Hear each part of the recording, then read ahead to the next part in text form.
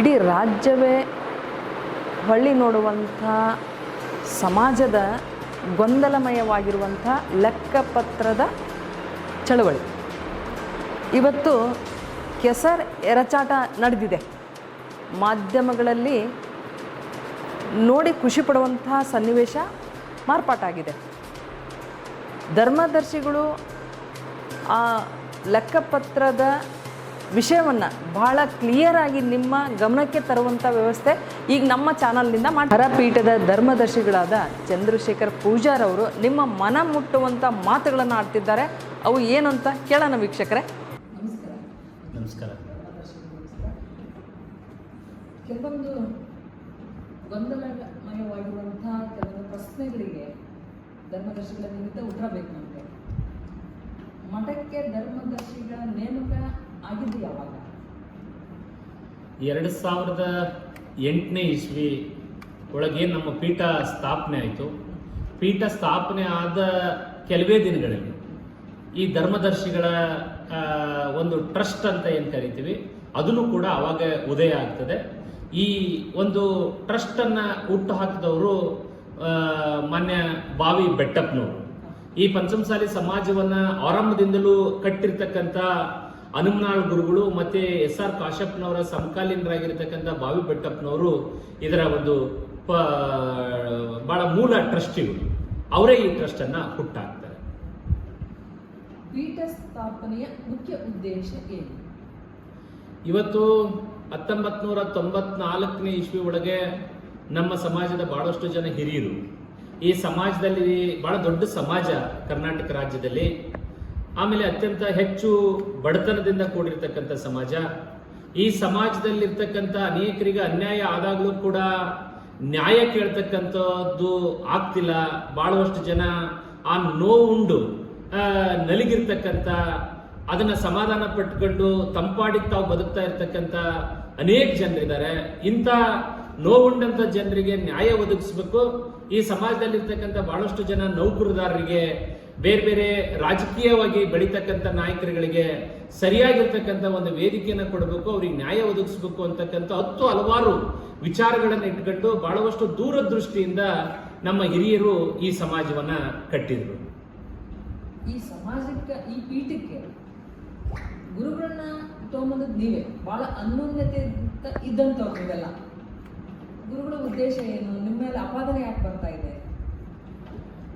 ಇವತ್ತು ವಚನಾನಂದ ಶ್ರೀಗಳವರನ್ನ ನಮ್ಮ ಪೀಠಕ್ಕೆ ಇಬ್ಬರು ಗುರುಗಳು ಆದ ನಂತರ 3ನೇ ಗುರುಗಳಾಗಿ 2018ನೇ ಇಸ್ವಿ ಏಪ್ರಿಲ್ 20ನೇ ತಾರೀಕಿನ ದಿವಸ BC ಉಮಾಪತಿಯವರು, ಬಾವಿ ಬೆಟ್ಟಪ್ಪನವರು, ದಿಂಡೂರವರು, ಬಹಳಷ್ಟು ಸಮಾಜದ ಹಿರಿಯರು, ಅವತ್ತು ಅತ್ಯಂತ ಕಿರಿಯ ವಯಸ್ಸಿನ ನಾವೆಲ್ಲರೂ ಸೇರಿ ವಚನಾನಂದ ಶ್ರೀಗಳವರನ್ನ ಆಯ್ಕೆ ಮಾಡಿದ್ವಿ. ಅವರನ್ನ ಪೀಠಕ್ಕೆ ತಂದ್ವಿ. ತಂದ ನಂತರ ಸುಮಾರು ಒಂದು 2 ವರ್ಷ 3 ವರ್ಷ ಸುಲಲಿತವಾಗಿ ನಡೀತಾ ಇತ್ತು. ಅದಾದ ನಂತರ ಬಹಳಷ್ಟು ಜನ ನಮ್ಮ ಹಿರಿಯರುಗಳಿಗೆ ಕೇವಲವಾಗಿ ವಚನಾನಂದ ಶ್ರೀಗಳವರು ಮಾತಾಡೋದಕ್ಕೆ ಪ್ರಾರಂಭ ಮಾಡಿದರು. ಇವತ್ತು ಬಹಳಷ್ಟು ಹಿರಿಯರು ಇವತ್ತು ಪೀಠದಲ್ಲಿ ಬಹಳಷ್ಟು ಅತ್ಯಂತ ಹತ್ತಿರದಲ್ಲಿರ್ತಕ್ಕಂಥ ಉಮಾಪತಿಯವರು ಮತ್ತೆ ಚಂದ್ರಶೇಖರ್, ನೀವು ಬಹಳ ಹತ್ತಿರದಲ್ಲಿರ್ತೀರಿ. ನೀವು ಸ್ವಾಮಿಗಳಿಗೆ ಸರಿಯಾದಂಥ ತಿಳುವಳಿಕೆನ ಹೇಳ್ಬೇಕು. ಅವ್ರ ಮಾತುಕತೆಗಳು ಸರಿ ಇಲ್ಲ. ಹಿರಿಯರಿಗೆಲ್ಲ ಏಕವಚನದಲ್ಲಿ ಮಾತನಾಡ್ತಾರೆ, ಬೇರೆಯವರಿಂದ ಧಮಕಿ ಹಾಕ್ಸ್ತಕ್ಕಂಥ ಪ್ರಯತ್ನ ಮಾಡ್ತಾರೆ. ನೀವೆಲ್ಲ ಹೇಳ್ಬೇಕು ಹಂಗೆ ಅಂತ ಹೇಳಿದ್ರು. ನಾವು ಇಲ್ಲ, ಸ್ವಾಮೀಜಿಯವರು ಬಹಳ ಚಿಕ್ಕ ವಯಸ್ಸಿನವರು, ಎಲ್ಲೋ ಒಂದ್ ಕಡೆ ತಪ್ಪಾಗಿರ್ಬೋದು, ನಾವು ತಿಳುವಳಿಕೆ ಹೇಳ್ತೀವಿ ಅಂತ ಹೇಳಿ ಬಹಳಷ್ಟು ದಿನಗಳ ಕಾಲ ಉಮಾಪತಿ ಅಣ್ಣ, ನಾವು ಇನ್ನೂ ಕೆಲವು ಅನೇಕ ಜನ ಸ್ವಾಮೀಜಿಗಳು ಅವರಿಗೆ ತಿಳಿ ಹೇಳ್ತಕ್ಕಂಥ ಪ್ರಯತ್ನ ಎಲ್ಲವನ್ನೂ ಮಾಡಿದ್ವಿ. ಇಂದೂ ಕೂಡ ಬಹಳ ನಮ್ಮ ಟ್ರಸ್ಟ್ ಅಲ್ಲಿ ಅನೇಕ ಬಾರಿ ಘರ್ಷಣೆಗಳಾಗಿ ಅವ್ರ ಮೇಲೆ ಶಿಸ್ತು ಕ್ರಮ ತಗೊಳ್ಬೇಕು ಅಂತಕ್ಕಂಥ ಮಟ್ಟಕ್ಕೂ ಕೂಡ ಬಹಳ ಸಂದರ್ಭಗಳಲ್ಲಿ ಹೋಯ್ತು. ಆದ್ರೆ ಅದು ಎಲ್ಲದಕ್ಕೂ ಕೂಡ ಉಮಾಪತಿ ಅಣ್ಣವರು ಇದಕ್ಕೆ ಬೆಂಗಾವಲಾಗಿ ಸ್ವಾಮೀಜಿ ಅವರಿಗೆ ನಿಂತು, ಬೇಡ ಅವರಿಗೆ ನಾವು ಮತ್ತೆ ಮತ್ತೆ ತಿಳುವಳಿಕೆ ಹೇಳ್ತೀವಿ ಅಂತ ಹೇಳಿ ಅನೇಕ ಅವಾಂತರಗಳನ್ನ, ಗಂಡಾಂತರಗಳನ್ನ ತಪ್ಪಿಸ್ತಕ್ಕಂಥ ಪ್ರಯತ್ನವನ್ನು ಅವ್ರು ಮಾಡಿದ್ರು. ಆದ್ರೆ ಇತ್ತೀಚಿನ ದಿನಗಳಲ್ಲಿ ಉಮಾಪತಿ ಅಣ್ಣವ್ರಿಗೆ ಈಗ ಒಂದು ವರ್ಷದಿಂದ ವಚನಾನಂದ ಶ್ರೀಗಳು ಇಲ್ಲ, ನೀವು ನನಗೆ ಸೋಲ್ ಟ್ರಸ್ಟ್ ಅನ್ನ ಮಾಡಿಕೊಡಬೇಕು, ನಾನು ಸಂಪೂರ್ಣವಾಗಿ ಪಂಚಮಸಾಲಿ ಜಗದ್ಗುರು ಪೀಠಕ್ಕೆ, ಹರಿಹರ ಪೀಠಕ್ಕೆ ನಾನೇ ಅಧಿಪತಿ ಆಗ್ಬೇಕು, ನಾನು ಏನೇ ತೀರ್ಮಾನ ತಗೊಂಡ್ರು ಕೂಡ ಅದನ್ನು ಯಾರು ಕೂಡ ಈ ರಾಜ್ಯದಲ್ಲಿ ಪ್ರಶ್ನೆ ಮಾಡಬಹುದು. ಮತ್ತೆ ನಿಮ್ಮ ಧರ್ಮದರ್ಶಿಗಳು ಕೂಡ ನನಗೆ ಯಾರು ಪ್ರಶ್ನೆ ಮಾಡಬಾರ್ದು. ನನ್ನ ಸ್ವಂತಕ್ಕೆ ನನಗೆ ಸೋಲ್ ಟ್ರಸ್ಟ್ ಅನ್ನಾಗಿ ಮಾಡಿಕೊಡ್ಬೇಕು ಅಂತಕ್ಕಂಥ ಒಂದು ಬೇಡಿಕೆನ ಉಮಾಪತಿ ಅಣ್ಣವ್ರಿಗೆ ಇಟ್ರು. ಆದ್ರೆ ಉಮಾಪತಿ ಅಣ್ಣ ಇಲ್ಲ ಬುದ್ಧಿ, ನಮ್ಮ ಸಮಾಜದಲ್ಲಿ ಆ ರೀತಿ ನಡೆಯೋದು ಬಹಳ ಕಷ್ಟ. ಸಮಾಜದ ಆಧೀನದಲ್ಲಿ ಟ್ರಸ್ಟ್ ಇರ್ತದೆ, ಟ್ರಸ್ಟ್ನ ಅಡಿಯಲ್ಲಿ ಪೀಠ ಇರ್ತದೆ. ಹಾಗಾಗಿ ಆ ಪೀಠವನ್ನ ನಡೆಸ್ತಕ್ಕಂಥ ನೀವೇನು ಸ್ವಾಮೀಜಿಗಿರಿ, ನೀವು ಸರಿಯಾದ ನಿಟ್ಟಿನಲ್ಲಿ ನೀವು ಕೆಲಸ ಮಾಡ್ಕೊಂಡು ಹೋಗಿ. ಬಡವರು ಬಗ್ಗರು ಇವರವೆಲ್ಲ ಕೆಲಸ ಮಾಡಿ ಭಕ್ತರ ಮನೆಗೆ ಹೋಗಿ, ನಿಮ್ಮನ್ನ ಖಂಡಿತ ಸಮಾಜ ಯಾವತ್ತು ಗೌರವಿಸ್ತೈತಿ. ನೀವೇ ಈ ಪೀಠಕ್ಕೆ ಅಧಿಪತಿಯಾಗಿರ್ತೀರಿ. ನಿಮಗೆ ಸೋಲ್ ಟ್ರಸ್ಟ್ ಮಾಡೋದಕ್ಕೆ ಅಷ್ಟು ಸುಲಭವಾಗಿ ನಮ್ಮ ಸಮಾಜ ನಮ್ಮ ಟ್ರಸ್ಟ್ ಒಪ್ಪೋದಿಲ್ಲ ಅನ್ನೋಂಥ ಮಾತನ್ನ ಹೇಳ್ತಾ ಬಂದ್ರು.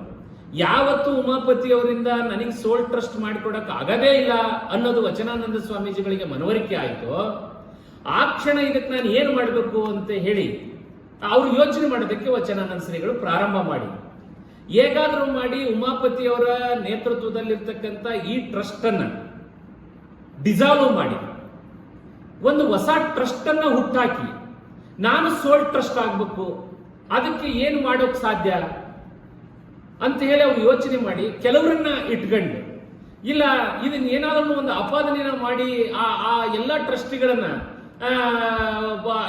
ಹಿಂದೆ ಸರಿಯಾದ ರೀತಿಯಲ್ಲಿ ಮಾಡಬೇಕು, ಒಂದು ಹೊಸ ಟ್ರಸ್ಟ್ ಅನ್ನ ಹುಟ್ಟಾಕ್ಬೇಕು, ಆ ಹೊಸ ಟ್ರಸ್ಟ್ ನನಗೆ ಸೋಲ್ ಟ್ರಸ್ಟ್ ಅನ್ನಾಗಿ ಮಾಡಿಕೊಡಿ ಅಂತೇಳಿ ಏನ್ ಕೆಲವ್ರ ಹತ್ರ ಮಾತಾಡಿದ್ರೆ ಒಂದು ಮುಂದುವರೆದ ಭಾಗ ಇವತ್ತು ನಡೀತಕ್ಕಂಥ ಈ ಎಲ್ಲ ಬೆಳವಣಿಗೆಗಳು. ಹಾಗಾಗಿ ಇವತ್ತು ಲೆಕ್ಕ ಕೊಡಿ ಅಂತಕ್ಕಂಥ ಚಳವಳಿ ಮಾಡ್ತೀವಿ ಅಂತ ಕೆಲವರು ರಾಜಕಾರಣಿಗಳು ಹಿಂದಿರ್ತಕ್ಕಂಥ ಅವ್ರದೇ ಆಗಿರ್ತಕ್ಕಂಥ ಬೆಂಬಲಿಗರ ಪಡೆ ಇದು ನಿನ್ನೆ ಒಂದು ನಾಟಕವನ್ನ ಪಂಚಮಸಾಲಿ ಜಗದ್ಗುರು ಪೀಠದಲ್ಲಿ ಮಾಡಿರ್ತಕ್ಕಂಥದ್ದು ಎಲ್ರಿಗೂ ಈಗ ಗೊತ್ತಾಗಿದೆ. ಇವತ್ತು ಅವ್ರೇನು ನಮ್ಮ ಕೆಲವು ರಾಜಕಾರಣಿಗಳು ಅವರೆಲ್ಲ ನಿನ್ನೆ ಆ ರೀತಿ ಎಲ್ಲ ನಡ್ಕೊಂಡ್ರು. ಅವರಿಗೆ ಗೊತ್ತಿರಲಿ, ಯಾವುದೇ ಒಂದು ಸಂಘ ಸಂಸ್ಥೆ ಟ್ರಸ್ಟ್ ಪ್ರತಿ ವರ್ಷ ಅದು ಏನು ಖರ್ಚು ಮಾಡಿರ್ತದೆ, ಏನ್ ದುಡ್ಡು ಬಂದಿರ್ತದೆ, ಆ ದುಡ್ಡಿನ ಲೆಕ್ಕಪತ್ರವನ್ನ ಖರ್ಚಿನ ಬಾಬತ್ತನ್ನ ಆಡಿಟ್ ಮಾಡಿಸ್ಬೇಕಾಗ್ತದೆ. ಪ್ರತಿ ವರ್ಷ ಏನು ಆ ಒಂದು ಅಕೌಂಟ್ ಸ್ಟೇಟ್ಮೆಂಟ್ಸ್ ಇರ್ತವೆ, ಆ ಸ್ಟೇಟ್ಮೆಂಟ್ ಗಳನ್ನ ನಾವು ಆಡಿಟರಿಗೆ ಸಬ್ಮಿಟ್ ಮಾಡಬೇಕಾಗ್ತದೆ. ಇನ್ಕಮ್ ಟ್ಯಾಕ್ಸಿಗೆ ನಾವು ಲೆಕ್ಕ ತೋರಿಸಬೇಕಾಗ್ತದೆ. ಪ್ರತಿ ವರ್ಷ ಅದನ್ನ ನಾವು ಕೊಟ್ಟಾಗ ಮಾತ್ರ ಆಡಿಟೆಡ್ ಬ್ಯಾಲೆನ್ಸ್ ಶೀಟ್ ಗಳನ್ನ ನಾವು ಹೊಂದಿದಾಗ ಮುಂದಿನ ವರ್ಷ ನಮಗೆ ಟ್ರಸ್ಟ್ ನಡೆಸೋದಕ್ಕೆ ಸಾಧ್ಯ ಆಗ್ತದೆ. ಇಲ್ಲದೆ ಹೋದ್ರೆ ಆ ಟ್ರಸ್ಟ್ಗೆ ಇನ್ಕಮ್ ಟ್ಯಾಕ್ಸ್ ನವರಿಂದ ಸಂಘ ಸಂಸ್ಥೆಗಳ ನೋಂದಣಾಧಿಕಾರಿಗಳಿಂದ ನೋಟಿಸ್ ಜಾರಿ ಆಗ್ತದೆ. ಹಾಗಾಗಿ ನಿಮಗೆಲ್ಲ ಮಾಹಿತಿ ಕೊರತೆ ಇದೆ. ಹಾಗಾಗಿ ನೀವೆಲ್ಲರೂ ಕೂಡ ಮನಬಂದಂತೆ ಎಲ್ಲೋ ಒಂದು ದಿವಸ ಹೇಳ್ತೀರಿ 8 ಕೋಟಿ ಅಂತೀರಿ, ಮತ್ತೊಬ್ಬ ಹೇಳ್ತಾನೆ 7 ಕೋಟಿ ಅಂತ, ನಿನ್ನೆ ಎಲ್ಲ ಭಾಷಣ ಮಾಡಿದಿರಿ 3 ಕೋಟಿ ಅಂತ. ಈ ರೀತಿ ನಿಮಗೆ ಏನೇನು ತಿಳಿತದೋ ಅದನ್ನು ಮಾಡಿದ್ರೆ ಅದು ಸತ್ಯ ಆಗಿರಲ್ಲ. ಇವತ್ತು BC ಉಮಾಪತಿ ಅಣ್ಣ 2004ರಿಂದ ಈ ಸಮಾಜಕ್ಕೆ ಬಂದ ಮೇಲೆ ಇವತ್ತಿನವರೆಗೂ ಕೂಡ ಸಂಪೂರ್ಣವಾಗಿರ್ತಕ್ಕಂಥ ಹಣಕಾಸಿನ ವ್ಯವಹಾರನ ಯಾವತ್ತು ಸಾಲದಾಗ್ತದೋ ಕೊಟ್ಟಿರ್ತಕ್ಕಂಥವ್ರು ಅವರು, ಈ ಮಠ ನಡೆಸಿರ್ತಕ್ಕಂಥವ್ರು ಅವರು. ನಮ್ಮ ಪೀಠ ಪರಂಪರೆಯ ಪೀಠ ಅಲ್ಲ, ಇದು ಒಂದು ಹೊಸದಾಗಿ ಹುಟ್ಟಾಕಿರ್ತಕ್ಕಂಥ ಪೀಠ. ಇದಕ್ಕೆ ಸ್ವಂತ ಕಟ್ಟಡ ಇಲ್ಲದೆ ಇದ್ದಂತ ಸಂದರ್ಭದಲ್ಲೂ ಕೂಡ ಬಾಡಿಗೆ ಕಟ್ಟಡಗಳನ್ನ ಕೊಟ್ಟು ಸಾಕಷ್ಟು ಅವತ್ತು 52 ತಿಂಗಳಿಗೆ 48.5 ಲಕ್ಷ ರೂಪಾಯಿ ಹಣವನ್ನ ಕೈಯಿಂದ ಕೊಟ್ಟು ಅಲ್ಲಿ ದಾವಣಗೆರೆಯಲ್ಲಿ ಇರ್ತಕ್ಕಂಥ ಪೀಠ ನಡೆಸ್ತವ್ರು. ಇವತ್ತಿನವರೆಗೂ ಸುಮಾರು ಅವ್ರು ಎಷ್ಟು ಅವ್ರ ಕೈಯಿಂದ ಬಂಡವಾಳಗಳನ್ನು ಹಾಕಿದ್ದಾರೆ ಅವ್ರಿಗೆ ಮಾತ್ರ ಗೊತ್ತು. ಆದ್ರೆ ಅವ್ರ ಉದ್ದೇಶ ಏನು? ಭಗವಂತ ನಮಗೆ ಕೊಟ್ಟಿದ್ದಾನ, ಈ ಸಮಾಜಕ್ಕೆ ನಾವೇನನ್ನಾದ್ರೂ ಕೊಡಬೇಕು ಅಂತಕ್ಕಂಥ ಒಳ್ಳೆ ಉದ್ದೇಶನ ಇಟ್ಕೊಂಡು ಇವತ್ತು ಈ ಪೀಠವನ್ನ ಮುನ್ನಡೆಸ್ಕೊಂತ ಬಂದಿದ್ದಾರೆ. ಇವತ್ತು ನೀವೆಲ್ಲೋ ಒಂದು ಬೇರೆ ಬೇರೆ ಉದ್ದೇಶಗಳಿಗೆ, ನಿಮ್ಮ ರಾಜಕೀಯ ದುರುದ್ದೇಶ, ಬೇರೆ ಬೇರೆ ಮಾತುಗಳನ್ನ ಕೇಳಿ ಸ್ವಾಮೀಜಿಗೆ ಸೋಲ್ ಟ್ರಸ್ಟ್ ಮಾಡಿಕೊಡ್ಬೇಕು ಅಂತಕ್ಕಂಥ ಸ್ವಾಮೀಜಿಯವರ ಮಾತಿನ ಮೇರೆಗೆ ನೀವು ಈ ರೀತಿ ಎಲ್ಲ ಆಪಾದನೆ ಮಾಡ್ತಕ್ಕಂಥದ್ದು ಸರಿಯಾದಂತ ಬೆಳವಣಿಗೆ ಅಲ್ಲ. 10 ಬಾರಿ ಉಮಾಪತಿಯವರು ಲೆಕ್ಕ ಕೊಟ್ಟಿದ್ದಾರೆ, ಇನ್ನು 100 ಬಾರಿ ಬೇಕಾದ್ರೂ ಉಮಾಪತಿ ಲೆಕ್ಕನ ಯಾರಿಗೆ ಬೇಕಾದ್ರೂ ಕೊಡೋದಕ್ಕೆ ಅವ್ರು ಸಿದ್ಧ ಇದ್ದಾರೆ. ಆದ್ರೆ ಒಂದು ಈ ಮುಖೇನ ನಾನು ಹೇಳೋದಕ್ಕೆ ಬಯಸ್ತೇನೆ, ಇವತ್ತು ಯಾವುದೇ ಒಂದು ಸಂಘ ಇರ್ಬೋದು, ಒಂದು ಟ್ರಸ್ಟ್ ಇರ್ಬೋದು, ಒಂದು ಅಂಗಡಿ ಇರ್ಬೋದು, ಯಾವ್ದೇ ಇರ್ಬೋದು, ಎಲ್ಲಿ ಲೆಕ್ಕ ಕೊಡಬೇಕು ಅಂತಕ್ಕಂಥದ್ದಕ್ಕೆ ಅದರದೇ ಆಗಿರ್ತಕ್ಕಂಥ ಒಂದು ವೇದಿಕೆ ಇರ್ತದೆ. ಆ ವೇದಿಕೆನಲ್ಲಿ ಲೆಕ್ಕ ಕೊಡ್ತಾರೆ, ಎಲ್ಲಿ ಬೇಕಲ್ಲಿ ಲೆಕ್ಕ ಕೊಡಕ್ ಬರೋದಿಲ್ಲ. ಹಾಗಾಗಿ ಎಲ್ಲಿ ಲೆಕ್ಕ ಕೊಡಬೇಕು, ಅದನ್ನ ಆಡಿಟ್ ಮಾಡಿಸ್ಬೇಕು, ಏನ್ ಫೀಸ್ ಕಟ್ಟಬೇಕು, ಆ ಎಲ್ಲ ಪ್ರಕಾರವಾಗಿ ಅದನ್ನೆಲ್ಲ ಬಹಳ ಅಷ್ಟಂತ ಕ್ರಮಬದ್ಧವಾಗಿ ಇಲ್ಲಿ ತನಕ ಮಾಡ್ಕೊಂತ ಬಂದಿದ್ದಾರೆ. ಸಮಾಜದ ಜನರನ್ನ ದಾರಿ ತಪ್ಪಿಸ್ತಕ್ಕಂಥ, ಸಮಾಜವನ್ನ ಬೀದಿ ತರ್ತಕ್ಕಂಥ ಪ್ರಯತ್ನವನ್ನ ತಾವೇನು ಮಾಡ್ತಾ ಇದ್ದೀರಿ, ದಯವಿಟ್ಟು ಇದು ಸಮಾಜದ ದೃಷ್ಟಿಯಿಂದ ಒಳ್ಳೆ ಬೆಳವಣಿಗೆ ಅಲ್ಲ. ಯಾರೇ ಆಗಿದ್ರು ನೀವು ನಮ್ಮವರೇ, ನೀವು ಏನೇನೇ ಮಾತನಾಡಿದ್ರು ಕೂಡ ಅವೆಲ್ಲ ವಿಚಾರಗಳು ಕೂಡ ಇವತ್ತು ಬೇರೆ ಸಮಾಜದವರು ಬಹಳಷ್ಟು ಸೂಕ್ಷ್ಮತೆಯಿಂದ ನೋಡ್ತಾ ಇದ್ದಾರೆ. ನಮ್ಮ ಕಚ್ಚಾಟವನ್ನ, ನಿಮ್ಮ ಮಾತುಗಳನ್ನ, ನಿಮ್ಮ ಮಾತಿಂದ ನೀವು ಎಷ್ಟು ತೂಕವಾಗಿ ಮಾತಾಡಿದಿರಿ, ಎಷ್ಟು ತೂಕವಾಗಿದ್ದೀರಿ ಅಂತಕ್ಕಂಥದ್ದನ್ನ ಅವರು ಮತ್ತೆ ಅಳತೆ ಮಾಡೋದಕ್ಕೆ ಪ್ರಾರಂಭ ಮಾಡ್ತಾರೆ ಬೇರೆಯವರು. ಹಾಗಾಗಿ ಇವತ್ತು ಸಮಾಜವನ್ನ ನೀವು ಬೀದಿಗೆ ತರಬಾರದು ಅಂತಕ್ಕಂಥ ಮನವಿನೂ ಕೂಡ ನಾನು ಈ ಮೂಲಕ ಮಾಡೋದಕ್ಕೆ ಬಯಸ್ತೇನೆ.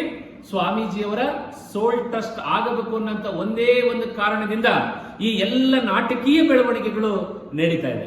ಇದು 2008ರಿಂದಲೂ ಕೂಡ ಹೊಸ ಸ್ವಾಮೀಜಿಗಳನ್ನ ಮಾಡಿ ಒಂದು ಹೊಸ ಪರಂಪರೆ ಪಂಚಮಸಾಲಿ ಪೀಠ ಹುಟ್ಟಾಕಿ ಅವತ್ತಿನಿಂದ ನಮ್ಮ ಹಿರಿಯರು ಇವತ್ತಿನವರೆಗೂ ಏನ್ ಮಾಡ್ತಾ ಬಂದಿದ್ದಾರೆ. ಇದು ನಿರಂತರವಾಗಿ ನಡೀತದೆ.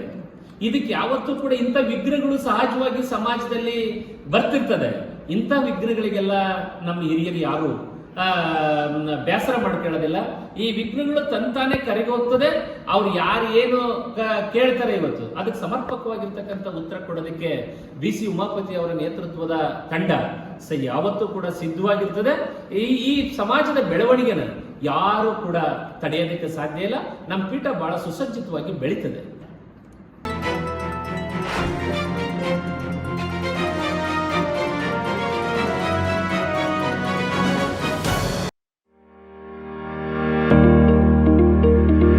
ರಾಣೆಬೆನ್ನೂರು ನಗರದಲ್ಲಿ 3 ತಲೆಮಾರುಗಳಿಂದ ಚಿನ್ನ, ಬೆಳ್ಳಿ ಮತ್ತು ರತ್ನಪಡಿ ಬೇಡಿಕೆಗಳ ಪೂರೈಸಲು ನಿಮ್ಮ ಸೇವೆಯಲ್ಲಿ ತೊಡಗಿರುವ ವೆಂಕಟೇಶ್ ಜ್ಯುವೆಲರ್ಸ್ ಹಿಂದೆ ಭೇಟಿ ಕೊಡಿ. ಅಂಗಡಿಯ ವಿಳಾಸ ದುರ್ಗಾ ಸರ್ಕಲ್, ಗುತ್ತಲ್ ರೋಡ್, ರಾಣೆಬೆನ್ನೂರು.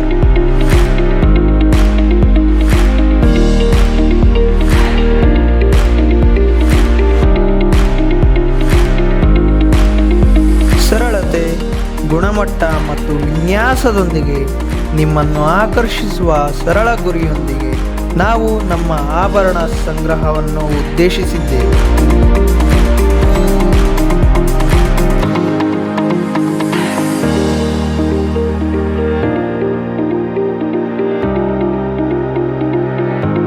ನೀವು ಧರಿಸುವ ಆಭರಣಗಳು ಸುಂದರ ಮತ್ತು ಅರ್ಥಪೂರ್ಣವಾಗಿರಬೇಕು ಎಂದು ನಾವು ಬಯಸುತ್ತೇವೆ. ಇನ್ನು ಏತಕ್ಕಾಗಿ ಕಾಯುತ್ತೀರಿ?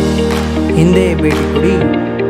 Venkatesh jewellers, Durga circle, Guttal road, Ranebennur.